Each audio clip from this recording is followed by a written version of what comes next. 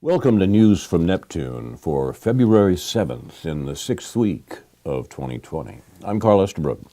The socialist Rosa Luxemburg, murdered by a self-proclaimed socialist government in Germany in the aftermath of World War I, used to say the most revolutionary thing one can do is always to proclaim loudly what is happening. Since 1990, News from Neptune has been a weekly hour of spontaneous and unrehearsed discussion of the news of the week and its coverage by the media, first on a so-called community radio station, and now via Urbana Public TV and YouTube. Earlier editions of this program are available at archive.org. Our mentor, Noam Chomsky, says in the U.S. media, either you repeat the same conventional doctrines everybody is saying, or else you say something true and it will sound like it's from Neptune. With the help of J.B. Nicholson's research, I'll try to say some true things today on a The Rest of the Story edition of News from Neptune. David Green has not been impeached and removed, in spite of there being people in town who might like that. He's a bit under the weather. Get well soon, David. 3 weeks ago, Donald Trump became the third U.S. president in history to be impeached by the House of Representatives. The second to be indicted before completing a first term, the 45th Commander-in-Chief has now survived a Senate trial before seeking re-election later this year. As many nonpartisan analysts predicted, the process appears to have only improved his chances with the electorate, just as his approval ratings saw an uptick after the articles were approved on grounds of obstruction of Congress and abuse of power. After dragging the country through 3 years of Russiagate, which never panned out, the Democrats appear to be scoring yet another own goal. Even a near brush with war against Iran does not seem to have impacted Trump's favorability with the public, which could have been seen as a reversal of his campaign pledges to end America's forever wars that were arguably a significant factor in his unlikely victory in his election.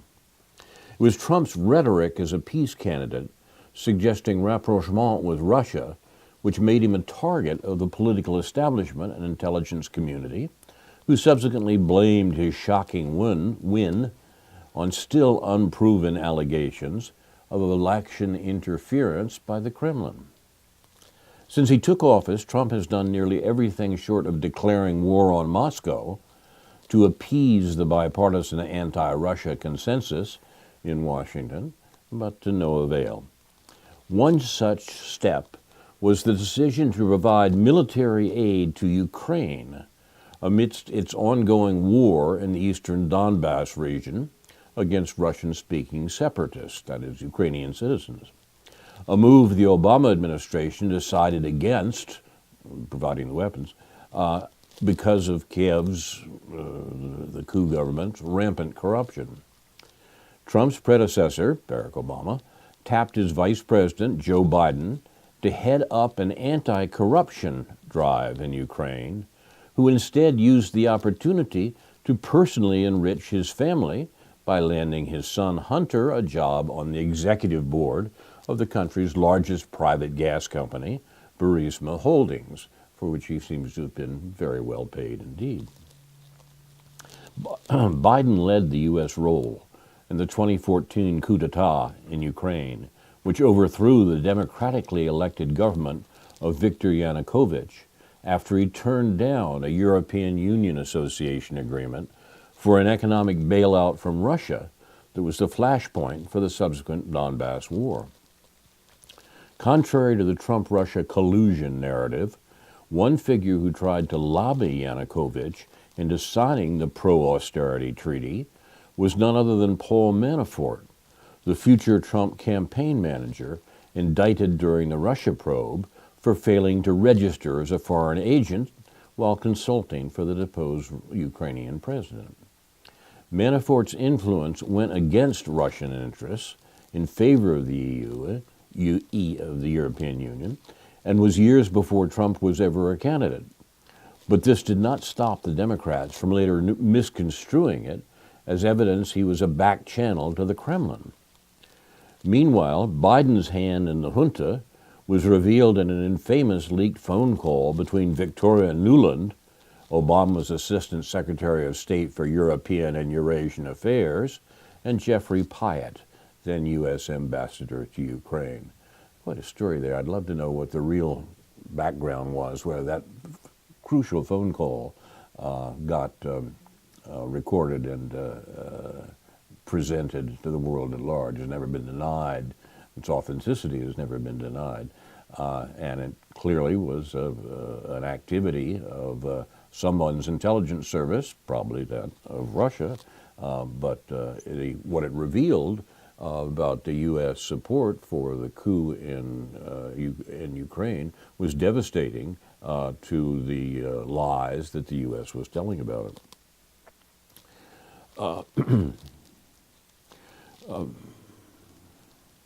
Victoria Nuland, the Assistant Secretary of State for European and Eurasian Affairs in the Obama administration, is the wife of leading neoconservative figure Robert Kagan, also spilled the beans that the U.S. invested as much as $5 billion on regime change in Kiev when we were led to believe the Maidan was the name of the revolt that came from the square in Kiev, when we were led to believe that this revolt was a spontaneous popular revolt. It wasn't.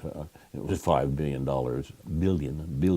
of American money, American government money, taxpayers' money, if you like, supporting this supposedly spontaneous revolt in Ukraine.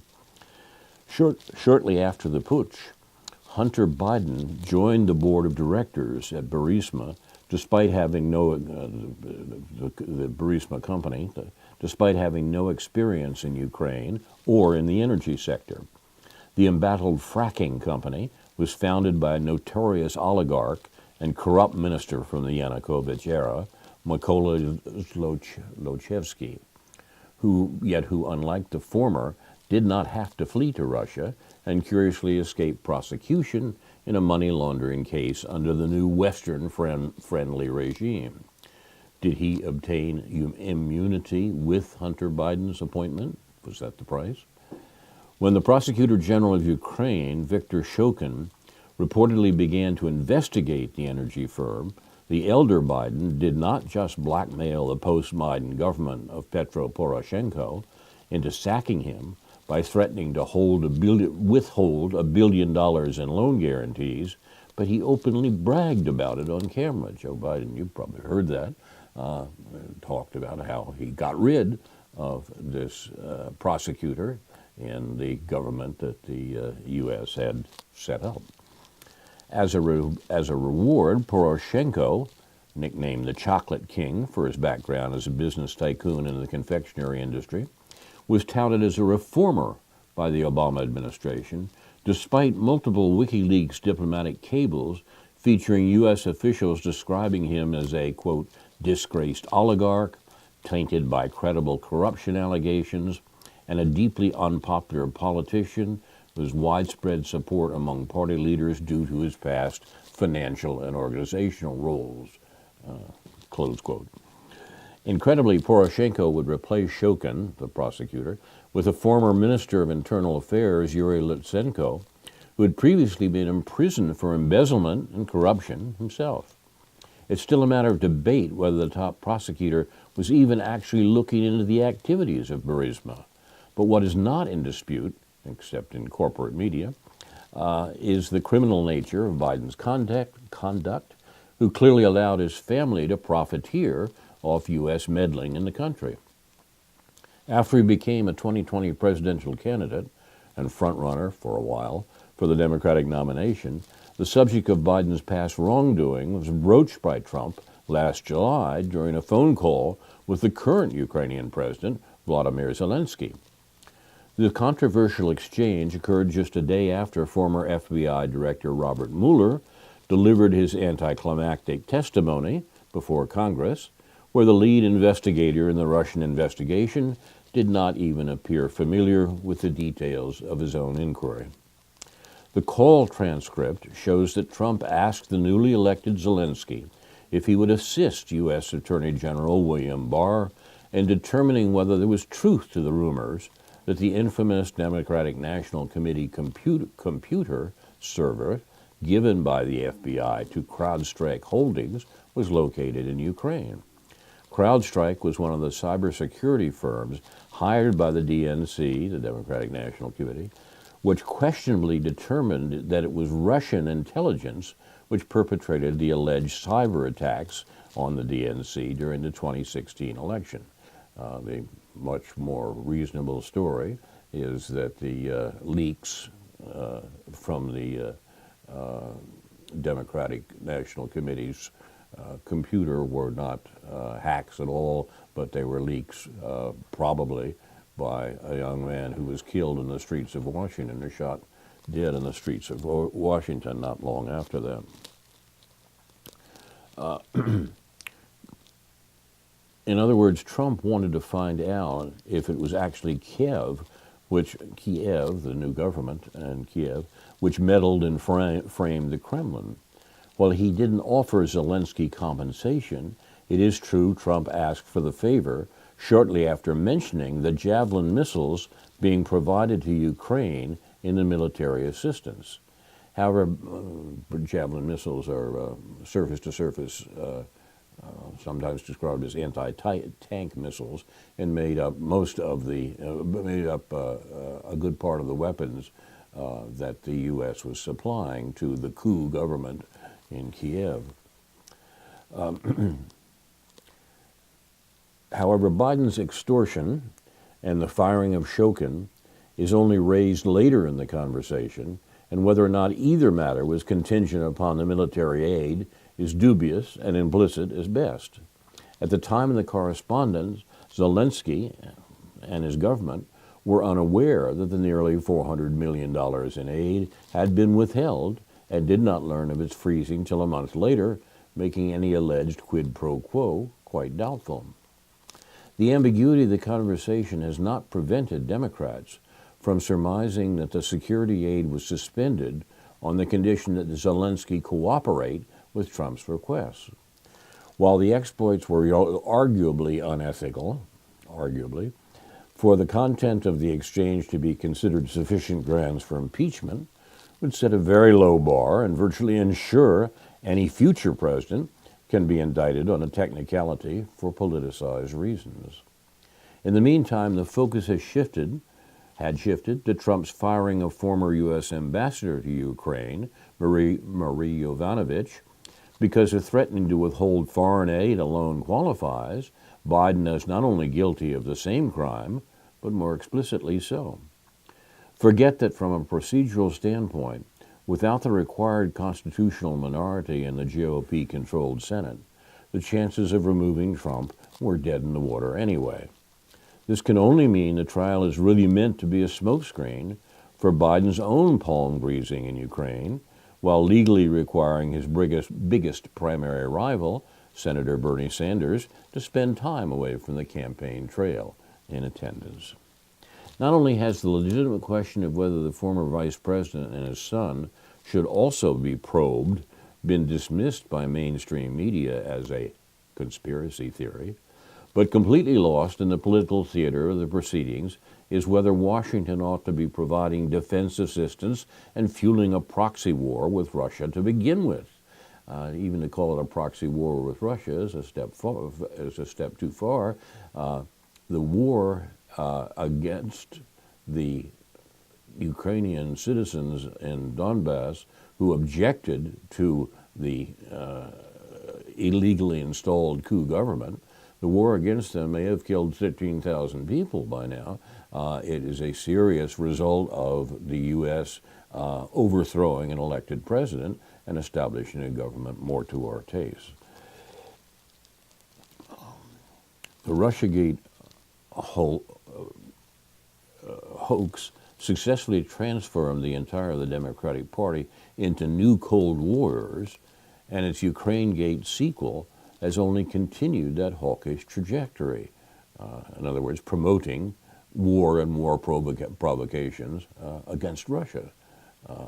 And this is the demand of the American deep state, the American political establishment, the demand that that establishment was afraid Trump would not respond to, that he would improve relations with Russia instead. To make matters worse, Western media coverage of the scandal has admitted that many of the militias fighting with the Ukrainian army in Donbass are far-right neo-Nazi groups previously instrumental in transforming the 2014 Maidan protest into violence. One of the three main political parties which formed the opposition to Yanukovych was the ultra-nationalist Svoboda Party, whose leader, Ola Tchernybok, personally met with Biden in 2014, despite having been barred from entering the U.S. for his anti-Semitism just a year prior. Svoboda and its militant offshoots, like the Azov regiment fighting in Donbass, are the self-proclaimed ideological progeny of the fascist collaborators led by the Ukrainian nationalist Stepan Bandera, who sided with Nazi Germany during its invasion of the Soviet Union in 1941. In the Cold War, the CIA provided covert assistance to the post-war remnants of Bandera's faction as it waged a failed insurgency in the 1950s. In post-Soviet Ukraine, a disturbing campaign of historical revisionism has rewritten Bandera's fifth column as nationalist heroes who fought solely for Ukrainian independence. This is not reflected in the historical record, which shows they not only participated in the Third Reich's war crimes, but shared their racist ideology, as admitted in the CIA's own declassified documents. Quote, "Altogether, during the 5 weeks of its existence, the Bandera state destroyed over 5,000 Ukrainians, 15,000 Jews, and several thousand Poles. The Ukrainian state of Stepan Bandera ended its short but ignominious existence in August 1941, when it was announced in Lvov that Western Ukraine had been incorporated as the District of Galicia in the general governorship, that is to say, occupied Poland. And then a new order, Hitler-style, began to be introduced into the Ukraine. This, in short, the story of Bandera's one-day holiday, which his followers, relying on people's forgetfulness, now try to present as a glorious and heroic page in the history of the Ukrainian liberation movement. In reality, it would be best, especially for the supporters of a free Ukraine, to erase from the history of their movement this infamous Hitlerite fascist episode which brought nothing but shame and sorrow to the Ukraine." Close quote. Quoting here the CIA account of the origins of the groups in Ukraine that the U.S. used to stage the 2014 coup and who are now a part of the government that the U.S. was supposedly that the U.S. was dealing with, and in order to provoke the Russians. Despite provisions in the aid barring weapons from going to the Azov detachment because of their neo-Nazi nature, the U.S. military has continued to provide them with arms and training. We're already witnessing blowback for this decision in the case of Jarrett William Smith, an ex-Army soldier arrested by the FBI for planning to assassinate former Democratic presidential candidate Beto O'Rourke and plotting terrorist attacks against major news networks. He was as misled as those major news networks about Beto O'Rourke's ability to become president of the United States, apparently. This man, Smith, had made plans to travel to Ukraine to fight with the Azov battalion, the neo-Nazis, and had previously volunteered in the Donbass War in 2017 with another Ukrainian neo-fascist military, the Right Sector. Smith reportedly sought help in making contact with Azov from another AWOL soldier, Craig Lang, currently under house arrest in Ukraine and wanted for extradition to the U.S. for killing a Florida couple. Lang, who's considered a hero in the country for serving as a private mercenary with Right Sector, the other neo-Nazi party, also spent time with Georgian Legion, a unit formed by ethnic Georgians conscripted on the Ukrainian side in the war in Donbass, whose members are believed to have perpetrated the false flag sniper attacks on the Maidan Square that were blamed on the government of Yanukovych. Coincidentally, just as Americans are following the impeachment, trending on the internet streaming service Netflix is a new documentary by a pair of Israeli filmmakers that touches upon U.S. harboring of a Ukrainian Nazi called The Devil Next Door. The series recaps the fascinating case of John Demyanyuk, a retired auto worker and Ukrainian-born immigrant living in Cleveland, Ohio, who is suddenly accused of being a notoriously sadistic Nazi guard at Treblinka concentration camp in eastern Poland during World War II, known as Ivan the Terrible, and is extradited to Israel in 1986 to face charges of war crimes and crimes against humanity. After impassioned but inconsistent eyewitness testimony by camp survivors, he was mistakenly found guilty of being the mysterious guard by an Israeli court and sentenced to death until his conviction was overturned under appeal in 1993. Years later, Demyanyuk is identified as a different prison guard at another camp in Sobibor and reconvicted, this time more convincingly, by a German court. He maintained until his death in 2012 that he was again a victim of mistaken identity, and during the war was a POW himself, after serving in the Red Army until his capture by the Germans, who then forced him to work as a guard at Troniki, but never Sobibor. However, newly discovered photos of Demyanyuk at the death camp were just released, which contradict his denials and increase the likelihood that he was a willing defector. This documentary, the film, sheds light on how Demyanyuk was able to gain safe harbor in the U.S. because of amendments to the Displaced Persons Act of 1948, which restricted immigration of those persecuted by the Nazis while giving preferential treatment to Polish and Ukrainian nationals who hid under new aliases in refugee camps while fleeing the Soviets. U.S. immigration services were only able to detect the entry of formal members of the Nazi regime, while their local collaborators like Demyanyuk often snuck through unnoticed.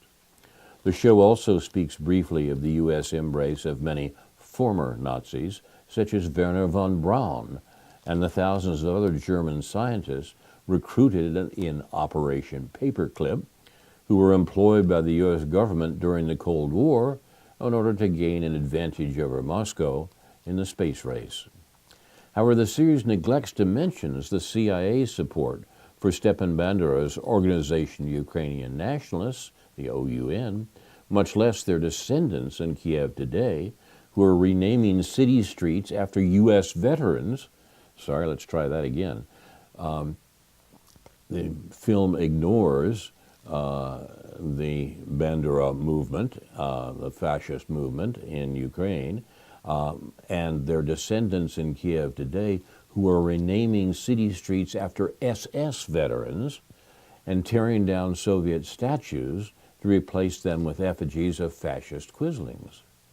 Unfortunately, it's unlikely viewers will make any connection between the show and the current political scandal gripping Washington. Netflix did receive objections over The Devil Next Door, this film, from the Polish government and its right-wing populist prime minister, Mateusz Morawiecki, who accused the streaming giant of rewriting history in its production by using a map of the country's post-1945 borders while implying that Poland shared culpability for Nazi war crimes that occurred in its territory. Much of western Ukraine became eastern Poland overnight with the Molotov-Ribbentrop Pact at the beginning of World War II and the German occupation. One of the reasons why a native in northwestern Ukraine like Demyanyuk ended up in the neighboring country. Like the Banderites doctoring history in Kiev, Polish nationalists are seeking to revise the historical record of the many Poles who collaborated with the Germans in the slaughter of their fellow compatriots as well. The historical negationism continued in Poland's recent row with Russia over the 75th anniversary of the liberation of Auschwitz, in which Morawiecki despicably made a false equivalency between the USSR and Nazi Germany, with a disturbing reinterpretation encouraged by the U.S. government, who seek to take credit for the Soviet accomplishment of freeing the concentration camp in 1945. Nothing is sacred to the Atlanticists, who are willing to politicize anything in the name of the geostrategy of encircling Moscow and the ultimate goal of conquering Eurasia, the heart of American foreign policy, perhaps for more than a century. That the Democrats are not impeaching Trump for an actual unconstitutional offense, like the diverting of military funds to his border wall without congressional approval, is revealing of their true motivation. Trump only crossed a line when he went after another member of the political establishment and fleetingly halted the U.S. war machine in its aggression toward Moscow. It is reminiscent of what some have argued were the real reason for the impeachment of Richard Nixon that resulted from the Watergate scandal. Similarly, Nixon was forced to resign in 1974 after he targeted other members of the elite in the wiretapping and break-in of the Democratic Party headquarters, not his use of the CIA to violate its own charter for domestic espionage on American citizens active in the anti-war movement.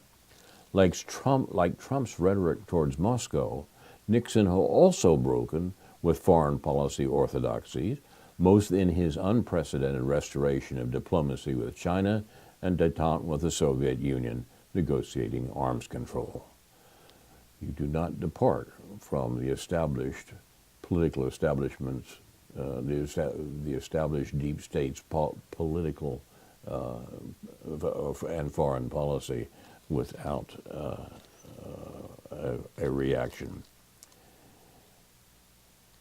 The dangerous consequences of the campaign against Trump for deviating from the anti-Russia foreign policy dogma can be seen in the unparalleled recent NATO war games, essentially rehearsing a war against Russia in Europe, and the Bulletin of Atomic Scientists pushing the hand of the doomsday clock forward to just 100 seconds to midnight, its closest ever approach, which even exceeds that of the beginning of the Cold War in the early 1950s. This is not part of mainstream media, but that's what's going on in terms of the real relations between the United States and Eurasia. Trump would never have armed Ukraine to begin with if not for the constant pressure of the Russia investigation and the need not to appear soft on Moscow. It's clear that the impeachment is nothing more than an interwar between different factions of the elite, and not only has it reduced the American people to onlookers, it may get us all killed in a nuclear holocaust in the end. For an excellent, in-depth investigation of the roots of the crisis, revealing Ukraine, the anticipated follow-up to the 2016 documentary Ukraine on Fire, directed by Igor Lopatonok and produced by Oliver Stone, is highly recommended. And these can be found, we'll put some references on how to find them, on the Facebook page for News from Neptune. This article about the context of the impeachment nonsense, what it was really about, is by Max Perry, an independent journalist and geopolitical analyst. His writing has appeared widely in alternate media.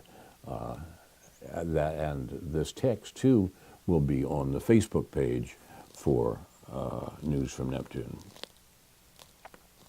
You have been watching News from Neptune for February 7th, a Rest of the Story edition.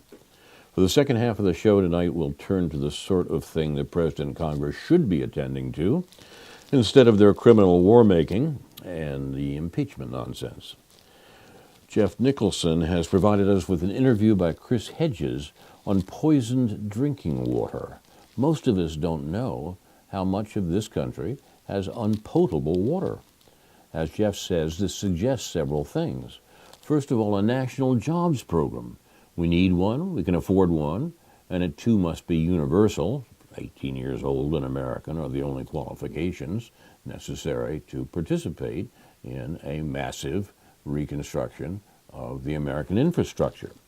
Here's how it would work. We pay any qualified person a living wage to train anyone who wants to work on a project of national importance. We pay them a living wage to do the work we trained them on. The work projects are many and varied, but include laying potable water pipes nationally and inside any home.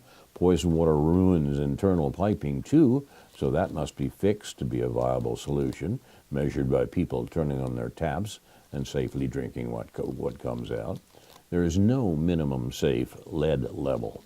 Did you know that Newark, New Jersey now has major potable water problems too, not just Flint, Michigan? Many other cities across the country, many other communities across the countries may have that too. A survey to find it out would be something you think a responsible government would do. The lack of progress on this and the continued lying about the problem are both points of continuity across administrations. Obama fake drank glasses of Flint water. We have recorded footage of this when he visited Flint. Trump has done nothing helpful on this as the problem has grown. We see the full range of what the corporate parties have to offer on display. We should be doing much better than that. See further research notes on the Facebook page for News from Neptune from J.B. Nicholson. News from Neptune is presented by Carl Estabrook, David Green, and J.B. Nicholson. It's produced and directed by Jason Liggett and Kevin Lau. Inshallah, we'll be back next week with a new edition of News from Neptune to remind you, in the words of Edward de Vere in The Tempest, what's past is prologue, what to come, and yours and my discharge. In the meantime, confusion to our enemies, and a good night to you.